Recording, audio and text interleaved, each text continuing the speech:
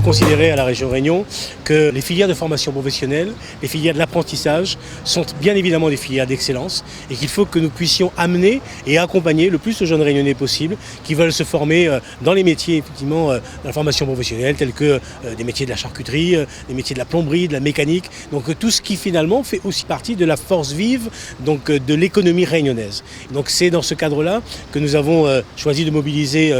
des sommes importantes pour accompagner les Réunionnais, plus de 100 millions d'euros chaque année liés à la formation professionnelle, que nous avons fait le choix aussi d'adapter progressivement les formations aux attentes des entreprises et donc nous avons ouvert plus d'une centaine de filières de formation nouvelles depuis 2010 et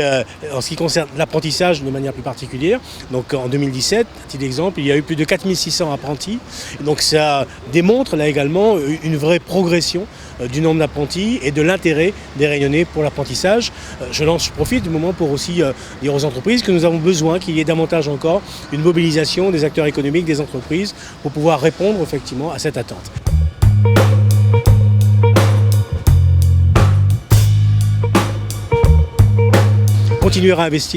Continuer à investir et à réhabiliter, à rénover donc, les bâtiments et les infrastructures qui sont de la responsabilité de la région. Nous le faisons pour les lycées, mais nous le faisons également pour les CFA. Celui de Saint-André a bénéficié d'une rénovation complète il y a maintenant 2 ans ou 3 ans, donc plus de 20 millions d'euros que nous avons mobilisés à Saint-André. Et ici, à Sainte-Clotilde, ce sont au total 30 millions d'euros qui vont être consacrés à la réhabilitation complète donc, de ce site pour permettre aux jeunes Réunionnais qui sont ici présents, pour permettre aux équipes pédagogiques de pouvoir travailler dans de meilleures conditions. Là aujourd'hui, il y a un petit bout du foyer rattaché à l'internat existant qui a pu être démoli et qui a permis en définitive de créer le nouvel internat avec la nouvelle restauration.